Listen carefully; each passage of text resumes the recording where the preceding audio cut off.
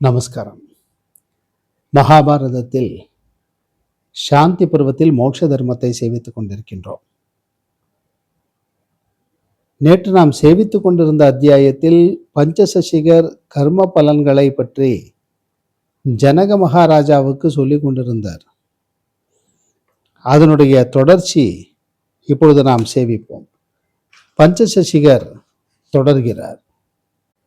ஜனகரே, துக்கத்தை விலக்கி கொள்ள வேண்டியதற்காக இரண்டாவது இல்லாமல் எல்லாவற்றையும் விட வேண்டும் என்ற தியாக வழியானது இவ்வாறு உபதேசிக்கப்பட்டது. தியாகம் இல்லாவிட்டால் துன்பம் உண்டாகும். புண்ணியமானது நசித்து பாவமும் விலகி தவத்தை காரணமாக கொண்ட உறுதி உள்ள பயனும் போனால் கிழத்தனம், மரணம், பயம் இவைகளிலிருந்து விடுபட்டு மனிதன் ஆகாயம் போல விசேஷமற்றவனாகி படுத்திருப்பான். புத்தியில் இருப்பவைகளும் மனத்தை ஆறாவதாக கொண்டவைகளுமான 5 ஞானேந்திரியங்களை சொல்லிய பின் மனத்தை ஆறாவதாக கொண்ட 5 கர்மேந்திரியங்களையும் சொல்லுகின்றேன். கைகளை கர்மங்களை செய்யும் இந்திரியங்கள் என்று தெரிந்து கொள்ள வேண்டும். கமலத்திற்குரிய இந்திரியம் கால்கள், கர்ப்பத்தை உண்டு பண்ணுவதற்கும் ஆனந்தத்திற்கும் உரிய இந்திரியம் சேவஸ், விடுவதற்குள்ள இந்திரியம் பாயு, வெவ்வேறான சப்தங்களை சொல்லுவதற்காக வாக்கு, இந்த 5 இந்திரியங்களுடன் கூடியிருப்பது மனம் என்று அறிவிக்கிறார்கள். இவ்விதமான இந்த 11 இந்திரியங்களையும் புத்தியால் சீக்கிரம் விலக்கி கொள்ள வேண்டும். காதுகள், சப்தம், மனம் இந்த 3ம் கேட்கதற்கு காரணமாய் இருப்பன. அப்படியே தொடுவதிலும் அதுபோல, பார்ப்பதிலும் அதுபோலவே, சுவைப்பதிலும் மோப்பதிலும் மும்மூன்று உண்டு. இவ்வாறு இந்த 5 மூன்றுகளான சாதனங்கள் அந்தந்த அறிவிற்கு காரணங்களாகின்றன. 3 விதமான இந்த சாதனமானது அந்த ஞானத்தை உண்டு பண்ணுவதற்காகவே முறையே வந்து கொண்டிருக்கிறது. சாத்விகம், ராஜசம், தாமசம் என்ற இந்த 5 சாதனங்கள் 3 விதம். அவைகளிலிருந்து எல்லாவற்றையும் சாதிக்கத்தக்க 3 விதமான அனுபவங்கள் உண்டாகின்றன. சந்தோஷம், பிரீத்தி, ஆனந்தம், சுகம், மனதிற்கு உபசாந்தி இவை காரணமில்லாமலேயே ஒரு காரணத்தில் இருந்தோ உண்டாவது சாத்விக குணமாகும். சந்தோஷமில்லாமை, பரிதாபம், பேராசை, சோகம், பொறாமை இவைகள் ரஜோகுணத்தின் அடையாளங்களாகும். அவைகள் சுபாவத்தாலும் சில காரணங்களாலும் காணப்படுகின்றன. அவிவேகமும், மோகமும், அஜாக்கிரதையும், தூக்கமும், சோம்பலும் மற்றும் பலவிதமும் அந்த தமோ குணத்திலிருந்து உண்டான குணங்கள் இயற்கையாலும் காரணங்களாலும் உண்டாகின்றன. அவைகளில் சரீரத்தாலோ மனத்தாலோ சுகத்தை தருவதாய் இருக்கிறது. சத்வகுணத்தால் உண்டான பொருள் என்று அதை அடைய விரும்ப வேண்டும்.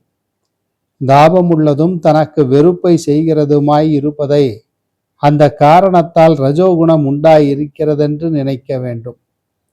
அதுபோல சரீரத்திலோ மனத்திலோ எது மோகத்துடன் கூடியதும் இன்னதென்று ஊகிக்காததும் அறிய தகாததுமாய் இருக்கிறதோ அதை தமோ குணம் என்று நிச்சயிக்க வேண்டும்.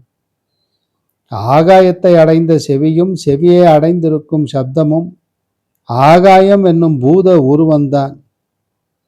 சப்தத்தை அறியும் பொழுது ஆகாயம், செவி இந்த 2ம் வேறாக அறியப்படுவது இல்லை, அறியப்படாமல் இருப்பதும் இல்லை. இதுபோல துவக்கும், கண்களும், நாவும், 5ஆவதான மூக்கும் முறையே ஸ்பரிசம், ரூபம், ரசம், மனம் இவைகள்தான். அவைகளும் சித்தத்தை விட வேறல்ல.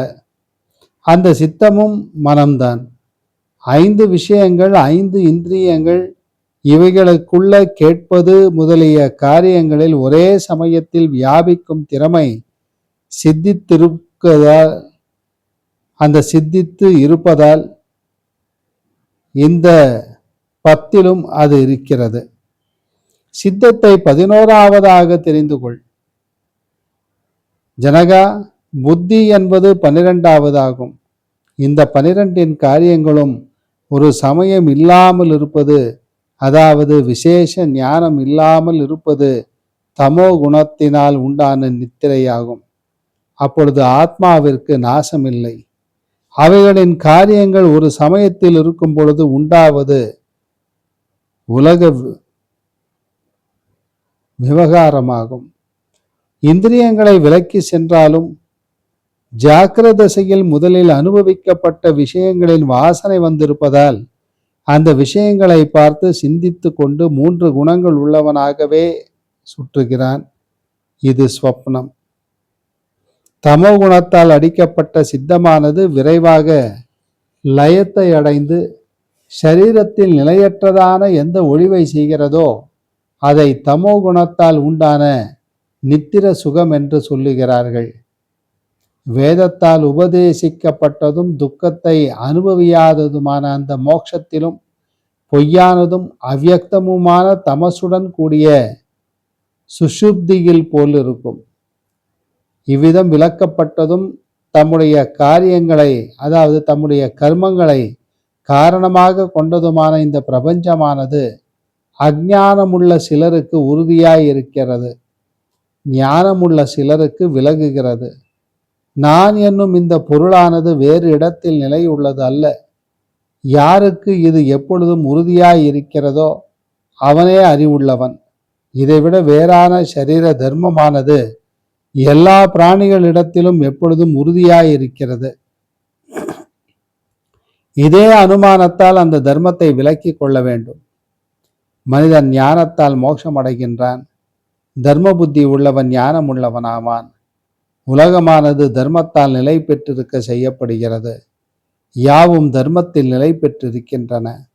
தர்மமானது எல்லா இஷ்டங்களையும் உண்டு பண்ணுவதும் யாவற்றிற்கும் காரணமும் ஆகியிருக்கிறது. உலகில் யாவும் காணப்படுகின்றன. எந்த விதத்திலும் அது எல்லோருக்கும் இஷ்டமாவதில்லை. ஆகையால் யாவற்றையும் தியாகம் செய்தால் பரமாத்மாவின் அருள் உண்டாகிறது. உலகங்களில் காணப்படும் பொருளை விட காணப்படாததும் ஒப்பற்றதுமான ஒரு வஸ்து எங்கும் இருக்கிறது. ஆத்ம விசாரம் செய்கிறவர்கள் 5 பூதங்களின் சேர்க்கையான இந்த ஷரீரத்தை க்ஷேத்திரம் என்று கூறுகிறார்கள். மனத்தில் இருந்து கொண்டு விளங்கும் பொருள் எதுவோ அது க்ஷேத்ரஜ்ஞன் என்று சொல்லப்படுகிறது. அஞ்ஞானம் என்னும் சுபாவத்தால் சேர்ந்து கொண்டிருக்கும் எல்லா பிராணிகளிடங்களிலும் அவற்றிற்குள்ள காரணங்களிலும் இவ்விதம் இருக்கும் பொழுது ஆத்மாவிற்கு நாசம் என்பது ஏது? பிரபஞ்சமானது எவ்விதம் நிலையுள்ளதாக இருக்கக்கூடும்? கடலில் சென்ற நதியானவை தம் நிலையை வேறாக வைத்து கொள்ள முடியாமல் தம் உருவங்களையும் பெயர்களையும் விடுவது போல பிரபஞ்சத்திற்கு நாசம் உண்டாகிறது. எல்லா இடத்திலும் ஜீவனானவன் வேறு வஸ்துவுடன் சேர்ந்து காணப்படுகின்றான்.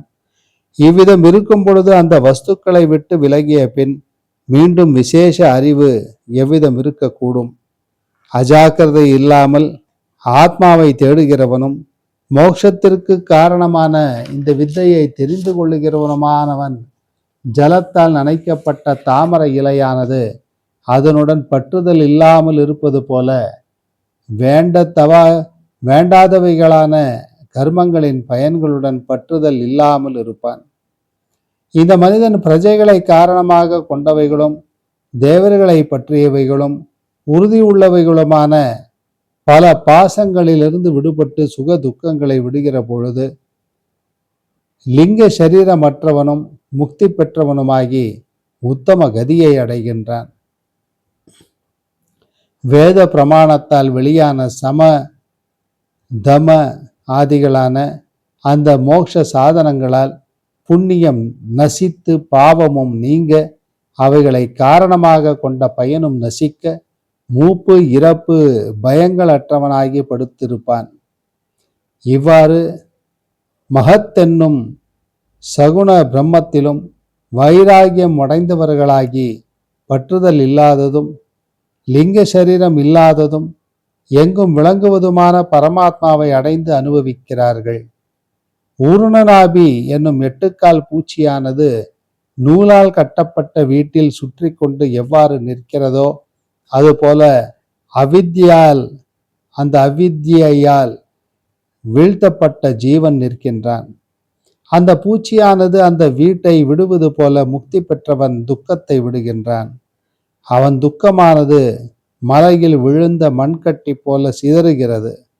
குருவெனும் விலங்கானது பழையதான தன் கொம்பை தள்ளிவிட்டு பாராமல் செல்லுகிறது போலவும், பாம்பானது தன் பழைய தோலை தள்ளிவிட்டு பாராமல் செல்லுகிறது போலவும் முக்தி பெற்றவன் துக்கத்தை விட்டு செல்கின்றான். ஜலத்தில் விழுகிற மரத்தை தள்ளிவிட்டு அதில் பட்டுக்கொள்ளாமல் பட்சியானது ஓடுவது போல இந்த முக்தி பெற்றவன் லிங்க சரீரமற்று சுக துக்கங்களை தள்ளிவிட்டு சிறந்த கதியை அடைகின்றான். பலவிதமான எல்லா சங்கல்பங்களில் இருந்தும் விடுபட்டவன் நானே எல்லா உருவமாய் இருக்கின்றேன், நான் எல்லா பொருளிலும் இருக்கின்றேன், நானே உள்ளிலும் இருக்கின்றேன், நானே ஜீவன் என்ற இந்த கவியை பாடிக்கொண்டிருப்பான். அன்றியும் மிதிலா அதிபதியான ஜனகனால் தன் நகரமானது தீயால் சூழப்பட்ட போது இதில் என்னுடைய உமியும் எரிக்கப்படவில்லை என்று பாடப்பட்டிருக்கிறது. அரசனும் தானே இவ்விதம் சொன்னான் என்று சொன்னார். பஞ்ச சசிகரால் சொல்லப்பட்டதும் மோட்சத்தை பற்றியதுமான இவ்வித உபதேசம் முழுமையும் தான் நன்கு கவனித்து பார்த்து அதன் கருத்தை நிச்சயம் செய்து கொண்ட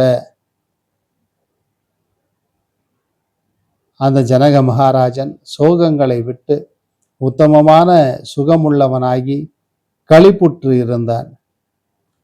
மோட்சத்தை நிச்சயம் செய்வதான இந்த உபதேசத்தை படிக்கிறவனும் எப்பொழுதும் சிந்திக்கிறவனுமானவன் கபிலரின் சிஷ்யரான பஞ்ச சசிகா ஆச்சாரியரை அடைந்த மிதிலாபதியான ஜனக மகாராஜாவை போல துக்கங்களை அனுபவிக்க மாட்டான். துக்கம் இல்லாதவனாகி முக்தியையும் பெறுவான் என்று சொல்லி இந்த அத்தியாயத்தை பீஷ்மாச்சாரியர் நிறைவு செய்கிறார். மீண்டும் நாளை சந்திப்போம். நமஸ்காரம்.